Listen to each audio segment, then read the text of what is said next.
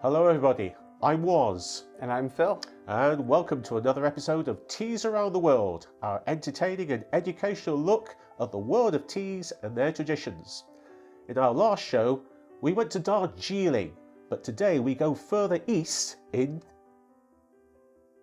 Assam, in the northeastern region of the country. In today's episode, we'll be looking at the history of tea in Assam. We'll also be tasting a couple of teas. And with Phil's help, we're going to be translating those pesky little letters that you often see on the tins or on the packages of tea that you get. For example, what is SFTGFOP? And also, what is CTC? Assam tea is so called because it is grown in the lush tea gardens in the province of Assam.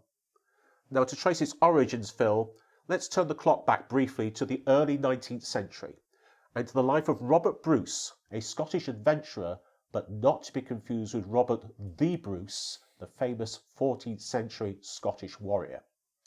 Whilst Robert Bruce was in Assam, he was on a trading visit and was shown how locals brew tea from wild plants near the city of Rangpur. He obtained some samples of those plants, but never got a chance to use them, as he died the following year. But a few years later, Charles, who had fought in the First Anglo-Burmese War, continued his late brother's efforts. After failing to convince local botanists, and after several crop failures, he set up an area in the city of Sadir. He planted a field consisting only of the indigenous seeds of the wild plant, which was eventually to become known as Camellia sinensis assamica. Local experts approved the quality and potential of the harvest, and after some further trials and errors, he eventually was able to send us a consignment to Britain, which was successfully sold in London in 1839. Now, I just mentioned the plant that we know today as Camellia sinensis assamica. Now, no pressure, Phil, but you've got a lot to say about this, haven't you? So please, educate us. Absolutely. So the Camellia sinensis plant is the tea plant, essentially. Black tea, green tea, doesn't matter what kind of tea, comes from Camellia sinensis. Then you have varieties of that plant. So the variety from China is the small-leaved sinensis variety. So you would say Camellia sinensis sinensis. They actually tried to grow this one in Assam, but it didn't work out. It worked well in Darjeeling. There's higher elevation, longer winters, generally cooler climate. In Assam, they found, as you mentioned, the Camellia sinensis assamica variety. And that one naturally grows there, and they were able to use that. The assamica variety, has larger leaves, and it's a bit more robust in taste. Not quite as aromatic as the smaller leafed sinensis variety.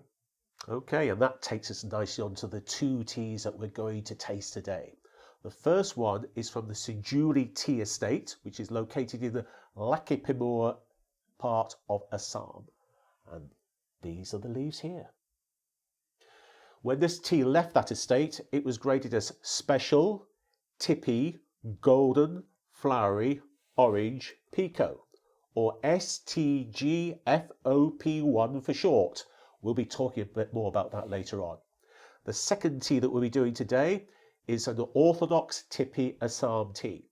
And when this tea left the estate, it was graded as GFOP. And here are the leaves. But first, let's pause for a moment and allow us to translate all those letters for you. I just mentioned all those pesky little letters, S, F, T, G, P, all those. Phil, can you help us translate some of those letters so that the audience can understand what they mean when you see them on a tea packet or a tea tin? Of course, of course. They can be quite dizzying. You might see GFOP, you might see SFTGFOP1. There's a whole slew of length in terms of the acronyms that you'll see.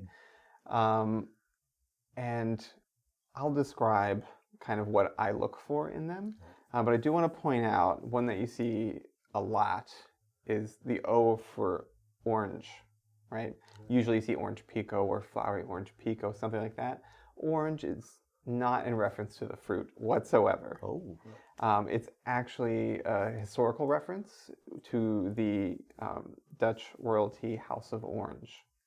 So essentially, it's a quality signifier for it's good enough for royalty is basically what that stands for. And in fact, they started off with not as many letters, right? So usually you know, when they first started this grading system, it was maybe GFOP or BOP, right? We haven't talked about the B yet. The B stands for broken, right? So it's going to be a little bit more broken leaf. And the other letters that you see were sort of a way to differentiate quality, you know. So you start adding things like the S, for example, is super or special. You can kind of go either way how you look at it. So special, tippy, finest orange pico or something like that. Golden flowery, all kinds of things. The way I like to look at it, however, is I first look to see if it's like a BOP or maybe like an FOP within the acronym. And that sort of tells you the biggest difference. And then, typically speaking, to your taste, the more letters you have signifies higher quality. And by quality, I mean it's all subjective, right? Yes. Yeah. I was going to ask about the fact it's all on individual tastes, and therefore it can be somewhat subjective. Exactly, yeah. And the other thing I look for is if there's a number 1 after it, right? So that essentially means the tea estate, like this particular batch that they created. And so it's sort of an extra special signifier there. And one thing I've just learned there, orange. When you see O for orange, it's not referring to the fruit. You recall that in our previous episode where we explored Darjeeling tea, we elaborated on what happens to the leaves after they are harvested. So before we make this tea, let's just briefly take a moment to remind you of this important process. This process is referred to in the industry as the orthodox method. In summary, the leaves are typically plucked by hand, then withered to reduce moisture content, and then rolled using an industrial machine to gently break the leaves' cell walls. They are then oxidized, then dried with high heat, and finally graded, where metal sifters sort the tea into different sizes and grades before taste testing. Now, there is another method. It's called the CTC method. A little more alphabet soup to translate here, Phil. So could you tell us a little bit more about what the CTC method of processing tea is? Absolutely. Now, in addition to this orthodox method that you mentioned, there's another common method called the CTC method. And of course, another acronym. More alphabet soup, yes. Absolutely. It's that stands for crush, tear, curl. It was a process invented in the 1930s in Assam, and it's a cheaper and faster way to produce black tea. Essentially, the withered leaves go through a series of rollers that will crush, tear, and curl the leaves with all these little blades and things into tiny little pellets. And it looks, as you can see, a bit like coarse ground coffee. This tea usually is used in like tea bags, or it also actually is used in chai as well. It stands up well to the milk, sugar, and all the spices. So it's a very robust cup of tea, but it's also usually very one note, if you will. So it's cheaper to produce and therefore more affordable for those kinds of things. Today, however, we're going to be looking at 2 teas that use the orthodox method. Assam tea is widely available here in the USA. It can be bought in loose leaf form online or as tea bags in most grocery stores.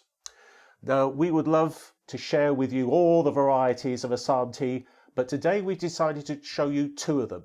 They're both being processed using the orthodox method.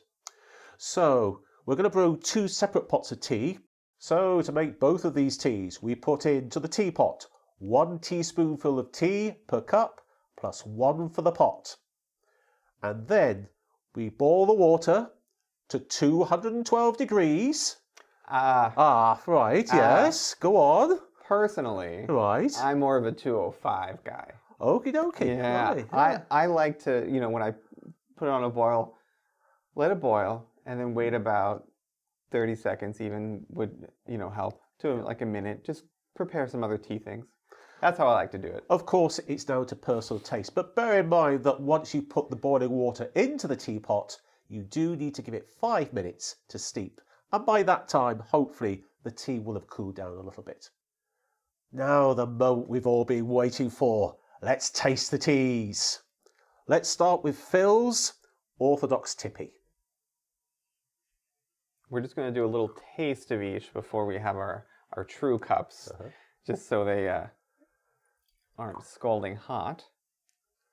And we can try both. Yeah. And I can assure you, Phil, these are probably not 212 degrees now. No, for sure not. Absolutely. That's really nice. A lot of bright aromas I'm getting. Yeah.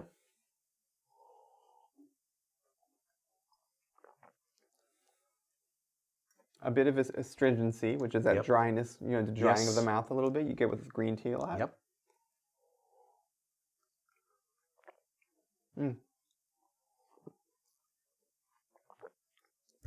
It's very nice. It's very robust. Yes, yes. And with this and the other tea that we're going to taste in a moment, you can put milk and sugar with them, but if you've tried these for the first time, you may want to try it without to ascertain your taste bud preference. Exactly. Delicious. Okay, now it's my turn. This is the Sijuli.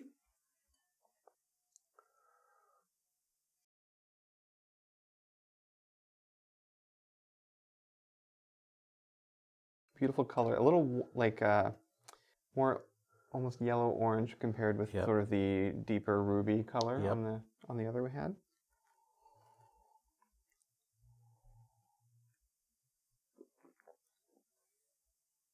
That's beautiful. That's quite nice. It's very smooth. Smooth. Very smooth. Slightly malty as well. It's not as astringent as this one here. And you know what, Phil? I'm going to try a little bit more milk and sugar. Oh, do it, yes. It has that that really bright note you get from dark chocolate sometimes. Yeah.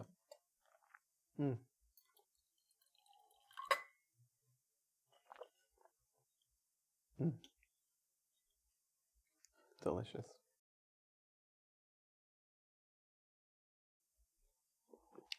It's complementing, but it's not dominating.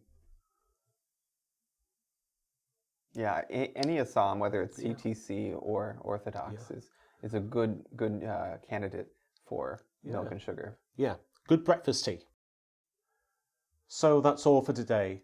Thank you very much for tuning in. We hope you enjoyed our look at this very famous and popular tea from India. If you'd like to leave a comment or ask a question, please use the space below this video. You can also check out the links to find out more information about this tea, other teas and the resources we have available at the library. Also, why not leave us a like or why not subscribe to our YouTube channel? Next time we'll be travelling to Latin America and to that magnificent part of the world we call Mexico to give you our take on agua Jamaica tea. So, until then, please stay safe, stay healthy. Thank you for watching, and until then, cheers.